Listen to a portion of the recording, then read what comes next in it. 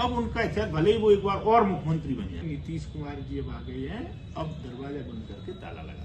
एक 9 बार का शपथ लिया हुआ मुख्यमंत्री, उसकी ये कंडीशन हो जाए, जनता में उसकी विश्वसनीयता को रखने के लिए कि नीतीश कुमार का वोट मुझे मिल जाए, इसके लिए ये पहले जनता को बताना है कि नीतीश कुमार अब भागेंगे नहीं, नीतीश कुमार अब पलटेंगे नहीं। अच्छा, क्योंकि जनता में ये आम हो चुका है कि नीतीश कुमार को हम वोट दें, कोई पता नहीं कब चले जाए। कुछ गॉड गिफ्टेड होता है, ताकत, दिमाग किसी एक के नाम नहीं लिखा होता। अगर लिखा होता तो आज समझिए कि अशोक के जो वंशज हैं शासन कर रहे होते, या अकबर के वंशज शासन कर रहे होते, या अंग्रेज के वंशज शासन कर रहे होते। आज अगर कोई मायावती जी के पैटर्न क्या कहें वो तो हम नहीं मानते, लेकिन काशीराम जी के पैटर्न पर, अगर काशीराम के पैटर्न पर मायावती जी आई थी, उन्होंने कितना किया कितना नहीं किया वो मायावती जाने और दूसरे लोग जानते हैं। लेकिन उस मिशन को अगर आज कोई लेके चल रहा है तो उत्तर प्रदेश में, और उत्तर प्रदेश में क्या चंद्रशेखर, उत्तर प्रदेश में क्या वो राजस्थान में भी उनका, वो निश्चित रूप से वो दिल से राजनीति करता है। तो मुझे ऐसा लगता है कि राजनीति जो मायावती जी की वोट बैंक की विरासत है वो चंद्रशेखर रावण को मिल जानी चाहिए। राकेश टिकैत जी कहते हैं कि फलाने सन में हमें इतने गेहूं से इतनी ईंटें मिल जाती थी, इतने गेहूं से इतना सोना मिल जाता था, वो लागू।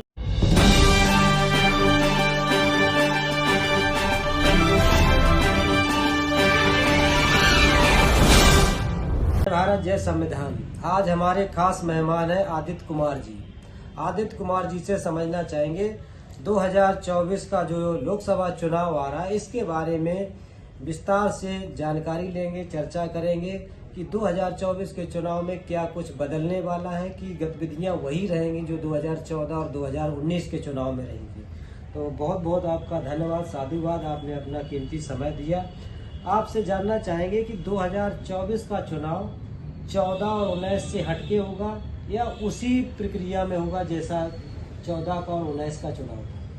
सबसे पहले दिनेश जी आपको शुभकामनाएं, आप अच्छा काम कर रहे हैं न्यूज चैनल मिशन जय भीम न्यूज चैनल के माध्यम से, और आपके सभी दर्शकों को मेरा नमस्कार। आपने 2024 लोकसभा इलेक्शन की बात की। निश्चित रूप से परिस्थितियां बदलती रहती हैं। 2014 में कुछ और था, 19 में कुछ और है, 24 में कुछ और है। मेरा अपना मानना ये है कि 2024 में जो वर्तमान में भारतीय जनता पार्टी की सरकार, भारतीय जनता पार्टी की क्या सरकार, मोदी जी की सरकार, मोदी और अमित शाह 2 लोगों की सरकार, बाकी तो सब दाहिने बाएं अपना चलते रहते हैं, ये कमजोर होगी, ये तो एकदम फैक्ट है। और हो सकता है कि देखिए जब वोट पड़ते हैं, हवा बनती है तो वो हवा बनती चली जाती है। राहुल गांधी, मैं आपसे एक बार अगर ये पूछूं कि 2014 में राहुल गांधी की छवि क्या थी, 2019 में राहुल गांधी की छवि क्या थी, और आज राहुल गांधी की छवि क्या है, छवि बढ़ती जा रही दिन पे। निश्चित रूप से राहुल गांधी को आज लोग एक परिपक्व नेता के रूप में, वो पहले ही परिपक्व थे, बहुत इंटेलिजेंट, बहुत बुद्धिमान व्यक्ति थे, लेकिन जैसे भी आपने समाज में भी देखा होगा, भारत का समाज, चाहे वो गांव का ले लो, शहर का ले लो, या कहीं का भी ले लो, इस समाज में ऐसा होता है कि जो अच्छे, ईमानदार और वास्तविक अच्छे लोग होते हैं, उनको कहीं ना कहीं से कुछ ताकतें उनको बदनाम कर देती है। आप छोटे से प्रधानी चुनाव उठा के देख लीजिए, विधायक उठा के देख लीजिए, शुरू में जब तक जनता उनको नहीं जानती है, उनको इस तरह से बदनाम किया जाता है, उनको इतना सा अपमानित कर दिया जाता है, वो बेचारे इतने शरीफ होते हैं कि वो उस तरह से मतलब इनके प्रकार अपनी छत को नहीं कर पाते, नहीं डेवलप कर पाते। वही राहुल गांधी के साथ हुआ।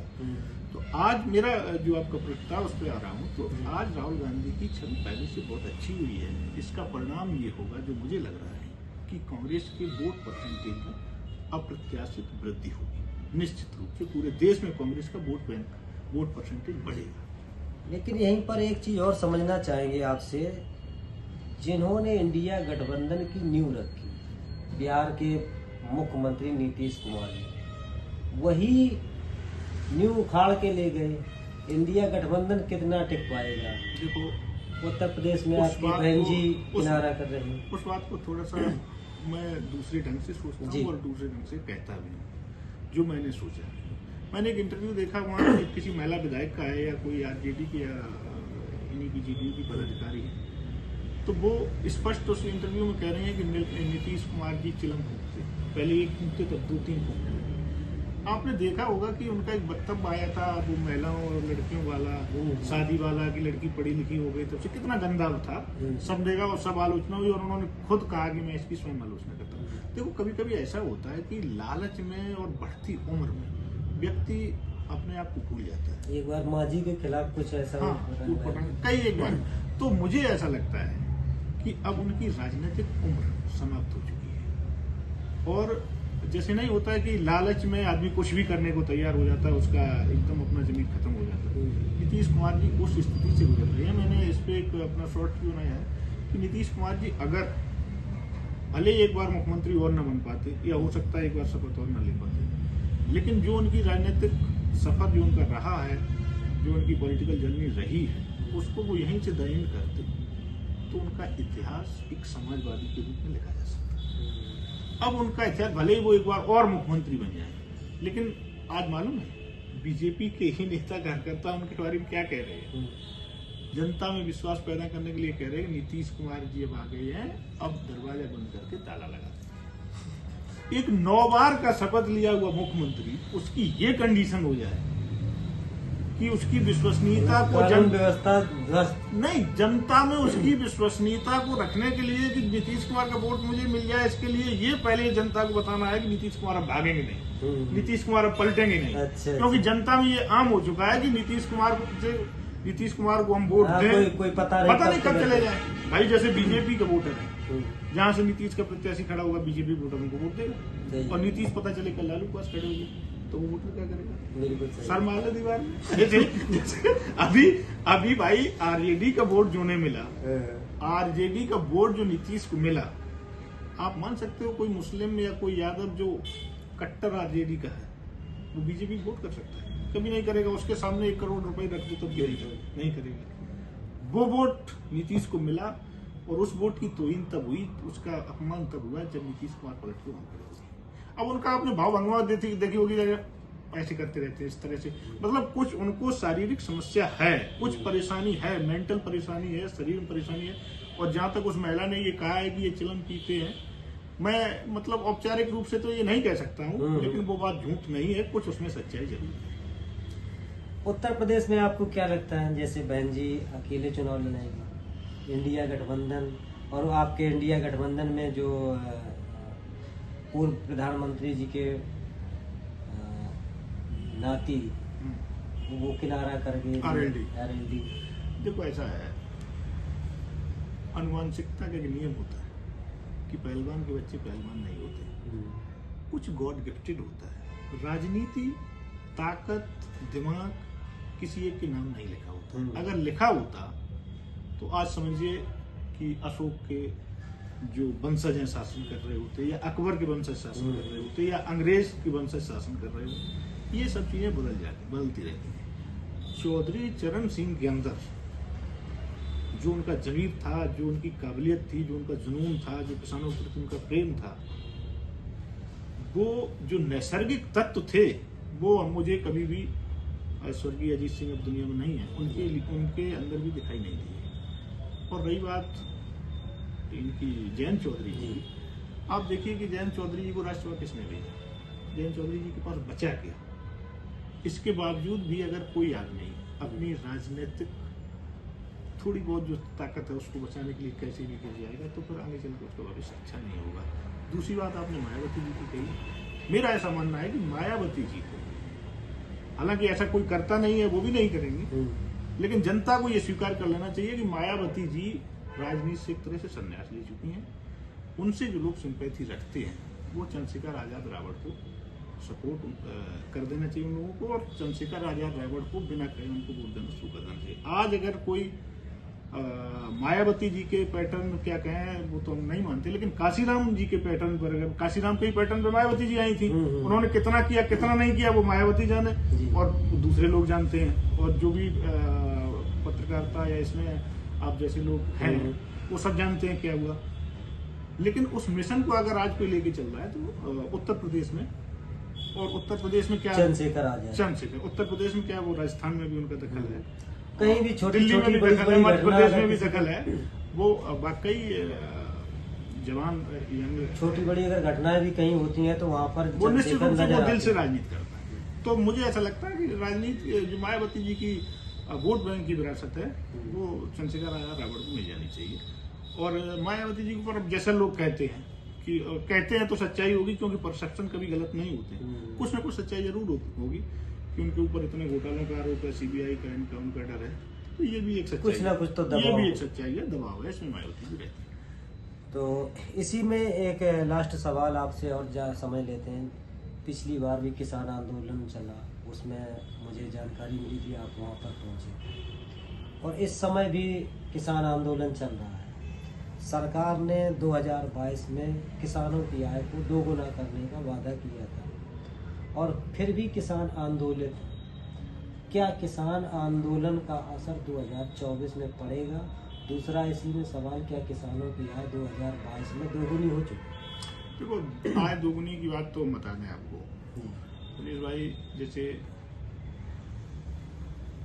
आज अगर कोई चीज 10 रुपए की है, 8 साल बाद 10 साल बाद 20 रुपए ऑटोमेटिक हो जाती है। सरकार 10 साल पहले वादा करे कि मैं किसानों की फसल का दाम दोगुना कर दूंगा, अरे 10 साल बाद इतनी महंगाई हो जाती है, अरे दोगुनी नहीं तो 1.5 गुनी, पौने 2 गुनी तो हो ही जाएगी। ये कुछ नहीं, ये एकदम बिल्कुल झंझना है। असली बात, आय दोगुनी, बचत दोगुनी होनी थी। बचत दोगुनी होनी है तो उसका सबसे बढ़िया फॉर्मूला एमएसपी है, क्यों नहीं देती गई, सबसे बड़ी चीज।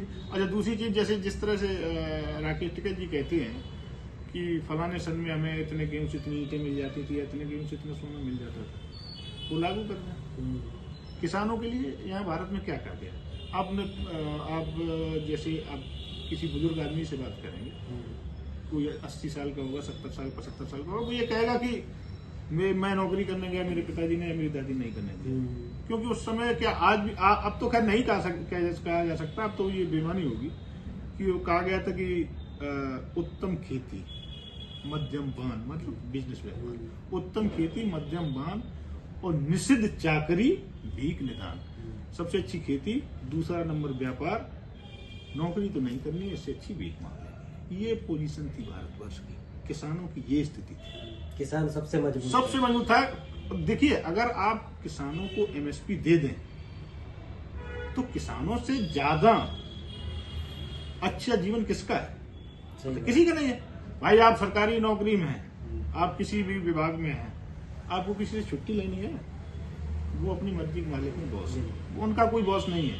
हर एक आदमी पर कोई ना कोई बॉस बैठा है। यहाँ तक कि हमारे प्रधानमंत्री जी को भी ये चिंता है कि अगर हम सही काम नहीं करेंगे तो हमारी बॉस जनता हमको गिरा देगी, जलवायु, अच्छा खाना, हमको गिरा देगी।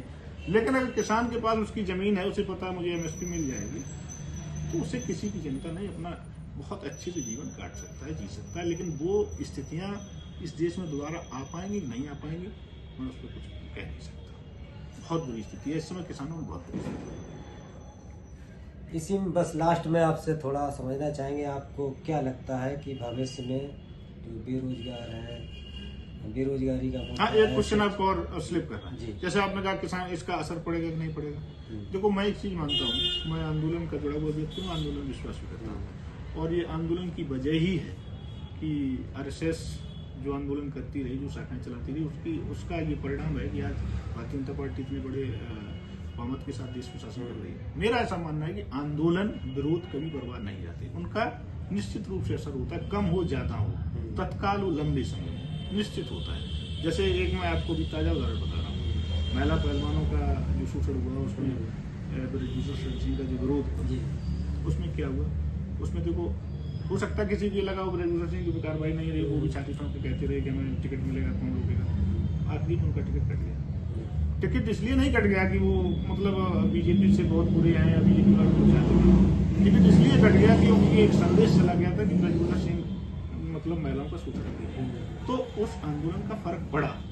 दूसरा, जैसे लोग कहते हैं कि प्रज्ञा ठाकुर जो गांधी जी के खिलाफ बयानबाजी देती रही और ये ऐसा गंदा खून फलाना दिखाना, उनके लोग तमाम गोली मारते रहे उसमें, मोदी जी ने भी कहा मैं इनको माफ नहीं करूंगा, ठीक। लेकिन उस समय ऐसा लगा कि क्या माफ क्या नहीं करोगे, वो तो संसद है, आराम से संसद में आ रही है।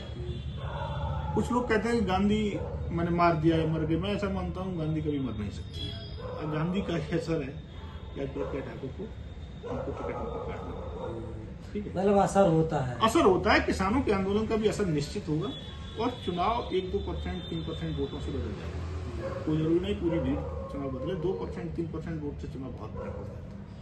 चलिए लास्ट में बस एक और समझना चाहेंगे, क्या भारत में कभी स्वास्थ्य, शिक्षा, बेरोजगारी पर लगाम लगेगी? देखो, सुधार होगा। अन्न आंदोलन हुआ था, अरविंद केजरीवाल जी ने बहुत बड़ा सपना दिखाया था। सच्चाई ये है कि कुछ दिनों तक हो सकता है उनकी नीयत सही भी रही, लेकिन वो जब ये जान गए वो पहले से जान रहे थे। वो तो सब लोग समझ में नहीं आया, लेकिन वो पहले से जान रहे थे कि राजनीति में बोला कुछ जाता है, किया कुछ जाता है। उनकी एक योजना थी, एक फरिश्ते योजना थी, एक उनकी योजना थी एजुकेशन लोन की योजना थी। एजुकेशन लोन की योजना थी, उसमें क्या हुआ था, एजुकेशन लोन जो उन्होंने विज्ञापन निकलवाई है, उसमें एक किसी कंपनी ने या किसी ने सर्वे किया कि जितने पैसा उन्होंने विज्ञापन में खर्च किए और जितना लोन मांगा गया था, उसमें शायद बहुत सारे लड़कों को लोन मिल जाता उसी पैसे से, जिस पैसे से उन्होंने विज्ञापन में खर्च कर दिया। जबकि हकीकत ये है कि लोन केवल एजुकेशन लोन 2 लोगों को मिला। ये सब लोग इस तरह की बातें करते। देखो, देश में मैं अभी किसी नेता की भी गलती नहीं मानता हूँ। नेता को चाहिए सत्ता, और सत्ता के लिए वो सब कुछ करेगा, झूठ बोलेगा, ये करेगा, वो करेगा। देश में इंफ्रास्ट्रक्चर नहीं है। हकीकत बात यह है कि देश में उस तरह का इंफ्रास्ट्रक्चर नहीं है, देश में उस तरह का माहौल नहीं है। अभी उस तरह के कोई भी कितने भी वादे कर दे, लेकिन उन बातों पे खरा नहीं उतर सकता। लेकिन हाँ, इतना जरूर है, नीयत अगर अच्छी है तो कुछ ना कुछ अच्छा हो सकता है। दिखावा कुछ भी, हाँ, इस पे अभी करने के लिए लंबा टाइम है, अभी करना पड़ेगा, काम करना पड़ेगा लोगों को, और राजनीति थोड़ी ईमानदार होगी तब ये सब चीजें। चलिए, अपना कीमती समय देने के लिए बहुत बहुत धन्यवाद, साधुवाद। इसी के साथ इस वीडियो को समाप्त करते हैं। जय भीम, जय भारत, जय संविधान। हमारा वीडियो अच्छा लगे तो लाइक करें, कमेंट करें। जय। ठीक है, बहुत बहुत धन्यवाद, थैंक यू।